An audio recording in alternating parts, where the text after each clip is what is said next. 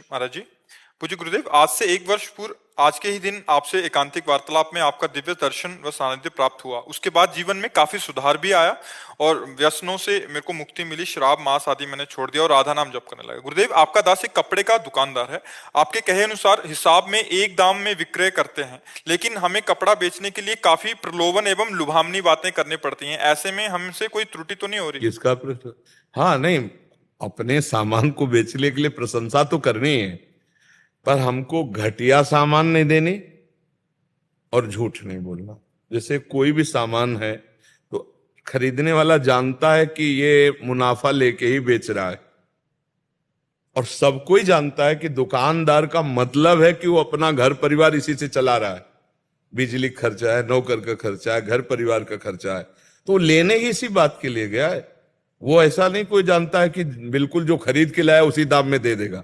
तो जैसे कुछ लोग इसे झूठ बोलते हैं कि भाई हम आपके लिए कह रहे हैं, बिल्कुल नहीं बच रहा है, ऐसे बोलते लोग, कसम से बिल्कुल नहीं बच रहा। ये सब नाटकबाजी करने। वस्त्र बहुत बढ़िया हो, उसकी कीमत फिक्स हो। जैसे कोई कहे 130 का उधर मिल रहा था, आप 160 का दे रहे हो, हम यही 160 का देंगे। 130 का मिल रहा है, आदर से आप ले लीजिए जाके, 5 पैसे कम नहीं। बिल्कुल अपने पे टिके रहो, झूठ बोलना नहीं है कि भाई हम इतने का लाए हैं, इतने का, कुछ नहीं। सीधी बात है, अच्छा कपड़ा रखो, अच्छी क्वालिटी का रखो, जैसी जैसी क्वालिटी है उसके अनुसार उसका दाम अपना मुनाफा लगाकर फिक्स कर लो कि इसका अधिक से अधिक मुनाफा 20 रुपया, तो हम 20 रुपया का मुनाफा ले रहे। बताने की जरूरत नहीं, उसको बोल दिया। इसमें कोई हानि नहीं। अपनी वस्तु बेचने वाला प्रशंसा करता है अपनी वस्तु की, पर उसको झूठ प्रशंसा न करे। जितनी क्वालिटी का है, जितने दाम का है, उससे हम प्लस करके अपना मुनाफा करके बेच रहे हैं, उसी के हिसाब से प्रशंसा कर रहे हैं। अब घटिया माल को अच्छा माल बता करके हमें नहीं देना है।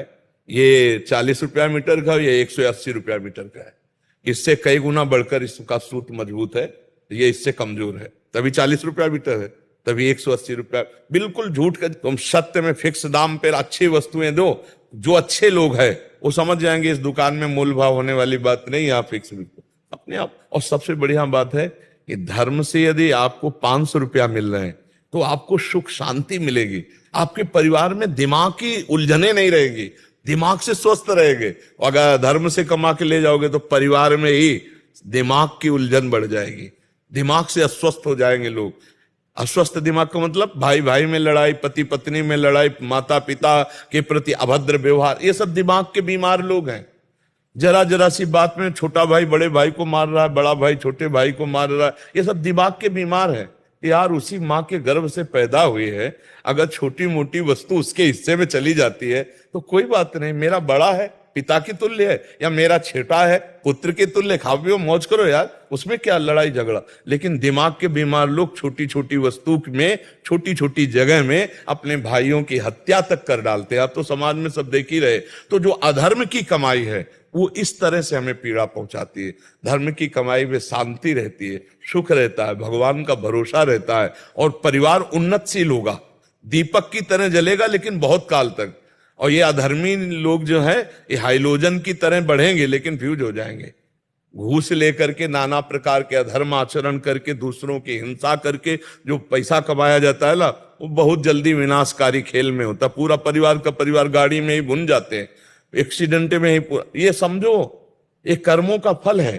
तो हम ज्यादा प्रलोभन में न पड़े, उचित मूल्य और निश्चित मूल्य और पवित्र आचरण, और भगवान का नाम जब तो देनहार कोई और है, कहां से वो दे देगा तुम पक्का आनंदित हो जाओगे। पक्का जान लो कि वो जब देता है तो कैसे वो बनाता है आप जान नहीं पाओगे। और नहीं, लाखों कमाई जो है वो बीमारी में ही चली जाती है, वो टेंशने में चली जाती है। सब व्यवस्था है और बैर विरोध अशांति, अगर पति पत्नी में ही अशांति है अब क्या जीवन। क्या जीवन है?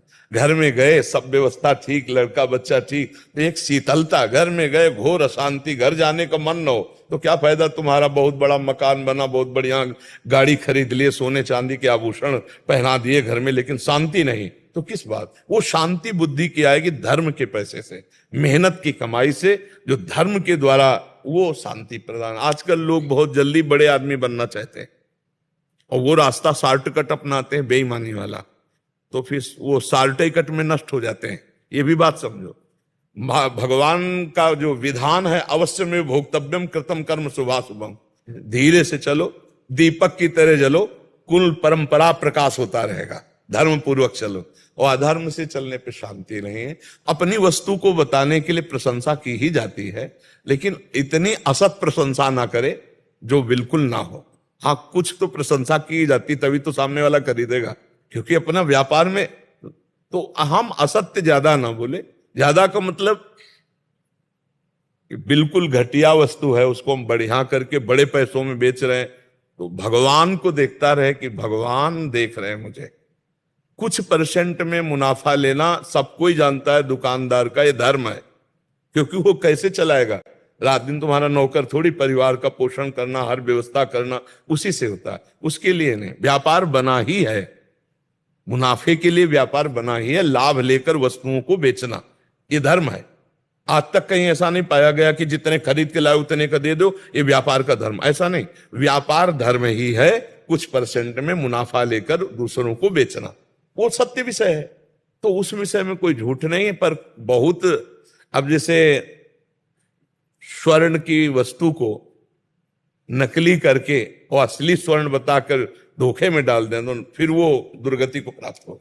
मतलब एकदम घटिया वस्तु को एकदम बढ़िया करके, ऐसा नहीं। उचित दाम, उचित मुनाफा और उचित प्रशंसा, क्योंकि बहुत झूठ बोलने से लाभ नहीं मिलता है। जो झूठ बोलता है उसका स्वभाव बन जाता है झूठ बोलना, और नहीं असत्य सम पातक पुंजा, झूठ के बराबर पाप नहीं। क्या लेना देना क्या है?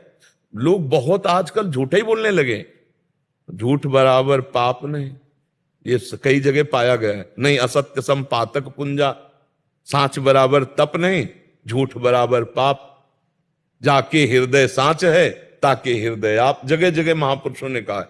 तो हम व्यर्थ में झूठ क्यों बोले? तो बहुत बढ़िया है, आप उसको और थोड़ा संभाल लीजिए कि कोई ऐसी बात ना हो जो ना हो और वो हम कह रहे हो।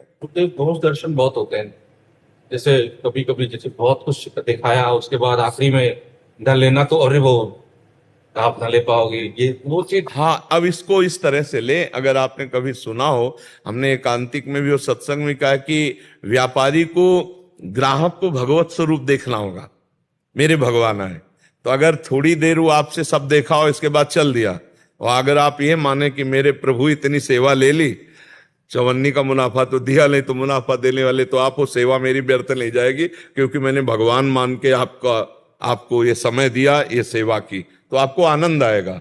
और ग्राहक मान करके केवल देखोगे तो जलन हो जाएगी, आधा घंटा से हर थान देख लिया और 1 मीटर भी नहीं लिया, तो इस जलन से बचने के लिए भगवत भाव रखना पड़ेगा कि ग्राहक को देखते ही पहले कि प्रभु आप आए हो नाथ, अब देखते हैं कि आप क्या सेवा लेते हैं। हो सकता है आधा घंटे, दुकानों में नहीं आते ऐसे लोग, तो अपनी सावधानी रखनी है और अपना भगवत भाव रखना है। अपने को क्लेश ना होने पावे, संतुष्टा येनवा, मन को यदि संतुष्ट कर पाओ तो ये सबसे बड़ी साधना है कि मन जलने ना पावे।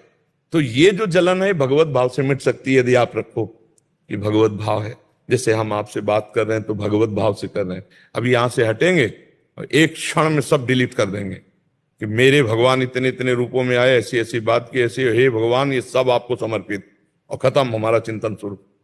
अगर व्यक्ति संबंध से चिंतन करे तब आएगा कि वो व्यक्ति अनुकूल बोल रहा था, वो प्रतिकूल बोल रहा था, वो तो बहुत ही दुष्ट था, बहुत ही उद्दंड था, अब फंस गया चिंतन, अब वो जलेगा, अशांत होगा।